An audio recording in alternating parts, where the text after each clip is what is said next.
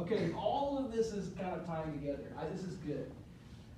If you were to say this kind of succinctly, I think you could say that American culture coming out of the Second World War became extremely uniform for a number of reasons, right? Most notably, the Cold War made us extremely afraid of communism. Because we were afraid of imminent destruction, this kind of pushed us towards a desire for stability, which helped create this need for kind of this safe home, right? What do you call it? The act, Interstate Defense Act, right? Oh, the highway. Allows this accessibility, allows the creation of suburbs, right? Suburbs, Judeo-Christian values. Shit ton of American patriotism. Very patriotic. Yeah. Because we have this enemy, right? We have godless communism as the enemy, right? Remember we saw in the 50s the establishment of God we trust with monies, establishment of the pledge, things that didn't exist before, trying to make us look like we're not godless communists, right? And so instead we're going to embrace capitalism, right? This is going to promote this culture called the liberal consensus, right? It's conservative to us, but it's liberal in the historical context, right? We talked about how out of that, capitalism is good, communism is bad. Judeo-Christian morality is good. Anything that deviates from that is bad. Sexual modesty is good. Anything that's not a husband and wife and 2.5 kids is bad, including divorce, right? It's not, anything that deviates from that. This is promoted to the establishments of suburbs where everybody looks very equal. And then we have that very happy days, what I call like the sock hops and milkshakes. Stranger Things time. A little bit before that, but that's still during the Cold War in the 80s, yeah. It's strange because it looks like a step back. Like, It kind of does. it looks like, yeah, like they had like a whole, like, I don't know what the age was called. I But don't like, think we're they're ready like, to start experimenting with social values again. Yeah, well, I think the progressive era definitely was kind of this era of experimentation. We talked about the roaring Yeah. 20s and this. yeah, okay, yeah, and so then it looks like society's progressing, and then like in the 1940s. You're like, slow down, hold We on. just wanted to- hold on. Yeah. Really? And then it like booms like twice as hard. Exactly, and this is why. So here we have this thing set up, right? Anything that is not, modest morality, pro-capitalism, anti-communism, sexually modest, is off the table, right? Now, this creates that Happy Days, Grease, drive-in movie theater, suburban white America. America went through A a Republican rebellious Party phase. at this Yeah. point, right? And then it went back. It's kind of both at this point, right? At this point coming out, there is no, we talk about Eisenhower as being this kind of middle way. He's Republican, but he's not trying to overthrow the welfare state. He's actually courted from Democrats and Republicans. This is why conservatives look back at the 50s and say, Nostalgically. nostalgically. Yeah, They there's a lot say of that nostalgia. there was a commonweal, right? That Republicans and Democrats were not that divided. Yeah. People weren't rioting in the streets. I mean, obviously they're completely ignoring the fact that what's going on in the South, right? But at least on paper, this is just commonwealth or commonweal is what they look like. Now, if you're, I can't remember the cast members from Happy Days, the Fonz or whatever, living in this idyllic American society. If you're in the bubble, you're having a great time. Exactly, Yeah. right? Who is not though? Everyone else.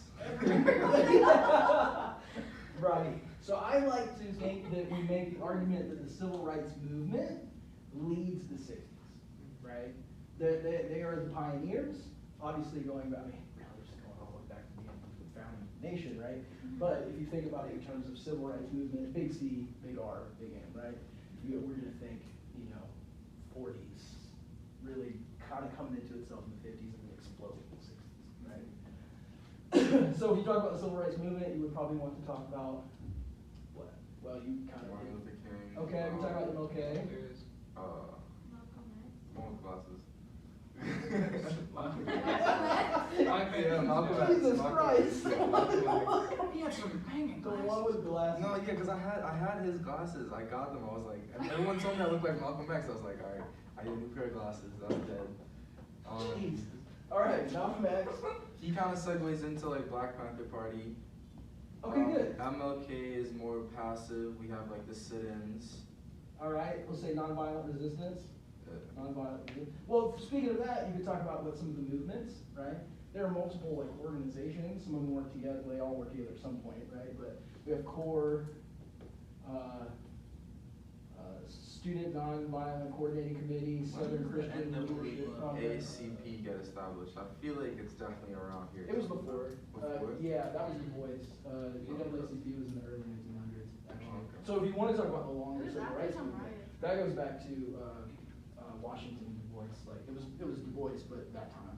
Okay. 1808, 1809, or 1908 or 9, I think, maybe. Good. I mean, CORE goes back to the 40s. Congress of Racial Equality, I think it is. That goes. That's kind of more of an Chicago kind of organization as well. Good. Sit-ins. Good. And I like the, especially you talk about Malcolm X. I think it's important when we talk about any liberation movement that there are typically two different Ways to approach. or multiple different ways to approach the same means to an end, Goal. right? So nonviolent might be one, violent might be another, or at least open to violence, right? You think about, Malcolm X saying, "I don't see American dream, I see American nightmare," right? It's So- weird because he switches by the end, right? There's debate. Manny Marable wrote a book on Malcolm X, saying that his trip to Mecca really changed him, and if he would have came back and not been assassinated, he would have become more like openly liberal. Yeah. And then a lot of black scholars have said that that's a whitewashing of, that you Really? can't really say that yet. Well, you can't know he died, so we don't know, like. You see how like people nostalgia, like look back at the 50s nostalgia? A lot of black people look back at the 60s and 70s with nostalgia. Sure. Because a lot of like black power and pride. Yeah, yeah. That's kind of Well, I guess the nostalgia comes from because when you look at today, like 2021, it's so hard to say something without triggering multiple people, and I'm careful. I made a stupid though. I made a joke about Florida being at the new Atlantis really soon, and a bunch of people were like, "Hey," and I was like, Yeah. and I was like, "Whoa." I was like, I didn't think it was such a big deal, y'all. Okay, so this is a really good point, Yeah, right? and then in the 50s, even if there is a division between the executive and the legislative, it's not people trying to overthrow each other or because there's a lot of stalemate when there's a strong division, in my opinion. I think Sure. the executive is one party and the legislative is one party. It's really hard because you're butting heads all the time. So I guess that's why you look back on it with nostalgia. Meanwhile, versus today. Well, and there's I like the cultural aspect that you say. Yeah. The fact that you're a first semester college student and you're saying, I don't feel like I can say what I want to say. No, I can't. Is fascinating to me. No, And this is yeah. something that the old guard has kind of always said, right? That, kind of my generation from before Yeah. has kind of said, this is going off the rails a little bit. So this is Yeah. the issue. I think about this. Keep this common wheel in your mind, right? It's also about stability, in my opinion. You can't have a civil debate with anybody without Yeah. fighting with them. Or at least today, in my eyes, my philosophy class, everyone's like, "Oh, capitalism sucks." Right. It's yeah. Well, you can't change when anybody's you're mind. talking about culture, about how everyone needs to have a new iPhone, I get it. Oh I get yeah, it. that I part. get it. Yeah, they're To an still ex- using an iPhone though. Yeah, it's I saw this girl with this Mac. It's destroy capitalism. The newest iMac. Yeah. She's Starbucks. She It's a also good a new meme, yeah. iPhone. I'm like, bro. I like that. Yeah, and it's funny because it's I don't know, as a person that has a background with communism, I'm from Nicaragua, it's kind of oh man, capitalism looking kind of spicy. I don't want to go back to it. I remember my days in class, sitting in class, my teacher with the ruler in front of me. I'm like, I really can't say anything here, but in America I can. Maybe I'll get in a fight with somebody, but I'm not gonna get killed. Well, I think that's a good way to segue because I think obviously you can, especially somebody who's been in both situations. Yeah. You can see how just like anything in life, if you go off too far to one It's end, true, yeah, it really is it's that. gonna oppress It really is that. Right. And people don't understand that. Especially with Democrats and Republicans, you have your diehard Democrats. It's the same on both sides, Well, in my opinion. let's walk through historically, right? Yeah. So I want us to, this goes back to the point of the 60s, right? Yeah. This is where we really get the polarization that happens. It happens during here, right? So the civil rights movement, you tell me that you understand what this is. This becomes a huge contentious issue, Yeah. right? All of a sudden, especially, Birmingham in 63, bombing of Birmingham with the girls, all these things that really begin to push the nation where they're like, we can't ignore this. We've ignored this literally for 100 years, right? All of the you have the Civil Rights Act, the Voting Act, Selma. There literally is the 14th and 15th Amendment written over again, right? Yeah. Like, Could it be argued that the technological revolution aided civil rights movement? 100%, and Yeah, there's it literally did. books that are written about it. Like- Yeah. Just access to the TV alone Mhm. put it in millions. It puts so much political pressure. Mhm. But It's it's kind of sad because, like, if you think about it, without it, imagine how much longer. Yeah. I mean, yeah, maybe that's why it took.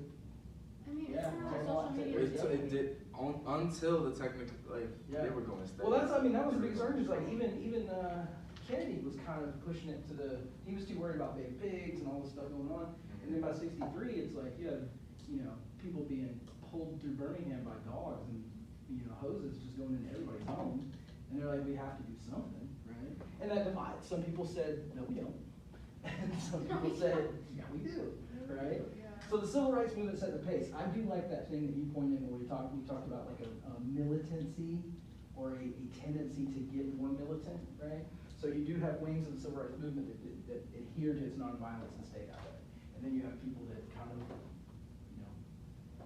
evolve, or I don't want to use the word evolve. Yeah, they're using some crazy voice, so I mean, Right, well, I mean, natural reaction is like, well, you think about Black Panthers, you think Yeah. about, people like that, even Stokely Carmichael, people that become a little more radicalized, right?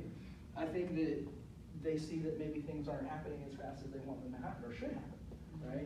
And so they begin to push towards. There's also a push from political and kind of freedom and politics to, I need access to jobs and education, or otherwise I'm not going to ever be equal in the same sense, right? So there's a class issue that gets pulled into. I like this because I see the militancy come into the other aspects as well. So we have the civil rights movement. Let's talk about, this is where I like to talk about how the civil rights movement was essentially low-key, and this was the kind of timeline after the fracture. it was kind of Right. Yeah, so that's a good way to think about it. Like, so that's what set the pace, right? So what comes out after this? We got LGBTQ plus. All right, we'll go queer, We got Well, let's- feminism. queer lib, what? Feminism. Feminism, We have Latino, Latinx rights. good. They said Chicano, we would say Latinx. We have original Americans, like Native Americans. Good. The Indigenous OGs. people is how they would say it. I call them the OGs. OGs, we'll just put OGs. Yeah. Okay. Ooh, there's one more branch. Ah. Hippies. Hippie? Yeah, hippies. Hippie? Counterculture. Yeah, okay. Oh, Yeah, counterculture. hippies. Okay. Actually, you know what I'm gonna say? I'm not even gonna say the counterculture. I'm gonna say the new left. Oh, yeah. Which was Oh. really Wasn't the freaking attempt to not be political, but then, They did. Again, you're gonna have to differentiate or different ideas about how to approach this, right? If you say really the new left is an umbrella term that should go up here. Like the civil rights movement, indigenous people, Chicano, all of these liberation movements really fall under the new left. When people use the term new left, they sometimes mean the Southern Democratic or Students for a Southern Democratic Society. All this is new left. yeah. But essentially, you have queer lib, feminism, all these things, and then you have educated, affluent white kids that want to get on board, right? And so you got kids at UC Berkeley, Michigan particularly, that Port Huron statement, right? And they're going to come out and say, well, we have leftist sympathies, but it seems as though our fathers and mothers did not change the world in the way we thought. And we recognize that we're pretty well off, but we want to change the world for a better place, right? So they're going to be very political. They're going to really focus on things like Vietnam and say that we don't need to be fighting this Cold War. We need to be thinking about things at home. We need to be aligning with the civil rights movement, right? We need to make America a better place, right? So this is a really big thing. They're going to be very political. The counterculture is going to kind of come run beside them. And the counterculture often is going to be apolitical. Now, if you were to ask them a political question, they're going to be anti-war. But they're going to say, there's no reason in going to the, Democratic Convention because that's just the man, that's just the power, that's not, what we need is a real revolution. Remember right? Yoko Ono? Yeah, yeah. Yeah, very Beatles-ish, like, you know, it's like, well, more, you know, I don't want to say Beatles, but, Yoko. Just Yoko.